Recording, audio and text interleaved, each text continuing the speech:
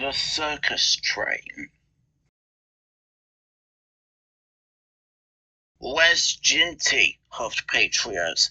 He's supposed to fetch our coaches and trucks for us.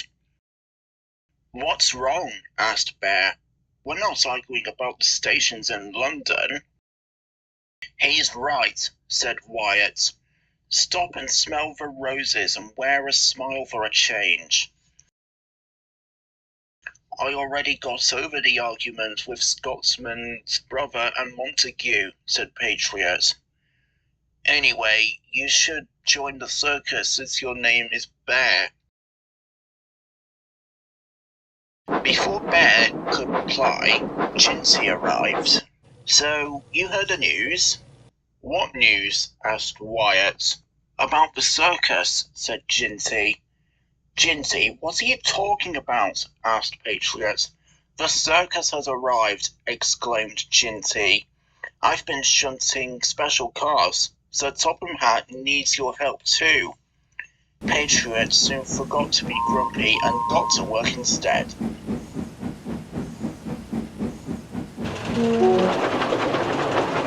Thomas was told to deliver the circus to Mayfwaite. He arrived at Vickerstown and was amazed. There were trailers, horse carts, acrobats, clowns, animals, coaches, and flatbeds as far as the eye could see.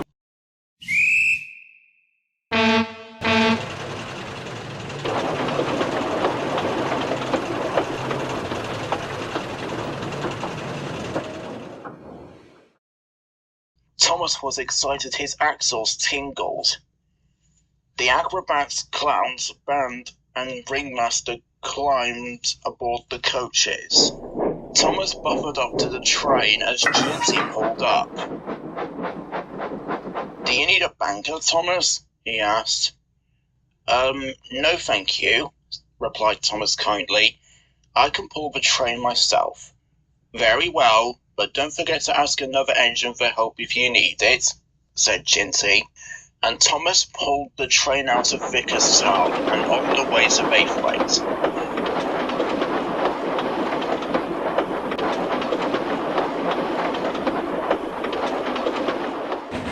Bridges and stations flashed by, and the engines were all jealous as Thomas passed by with the train. Then, Thomas approached Gordon's Hill, and with a shrieking crack, something broke. His driver and fireman looked him over. Your side rods broke, Thomas, said the driver. We'll have to telephone for help. Thomas felt bad. He wished he had had a banker in the first place. Then he heard Gordon's whistle. He was surprised to see Thomas with the circus train up the hill. What happened? He called. Thomas told him everything. Ah, well, we live and learn, smiled Gordon. Don't worry, little Thomas, I'll push you from behind. We'll have your side rods mended at Wellsworth Station and the circus train to Mayfwaite in a couple of puffs. Thomas smiled as Gordon buffered up to the brake van.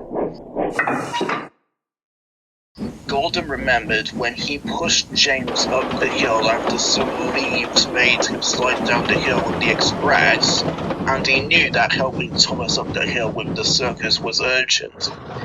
You can do it, called Thomas. I will do it, replied Gordon. At last, they reached the top.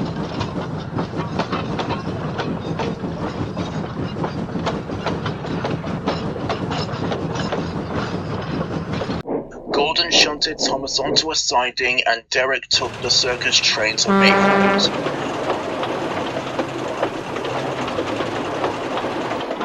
As soon as Thomas's side rods were mended, he arrived at Mayfwaite, where the rest of the engines were watching the tent being put up. Even though I had a mishap on my way here, I was able to get help from my friends, and he watched as the animals, clowns, acrobats, and ringmaster went inside the tent to perform.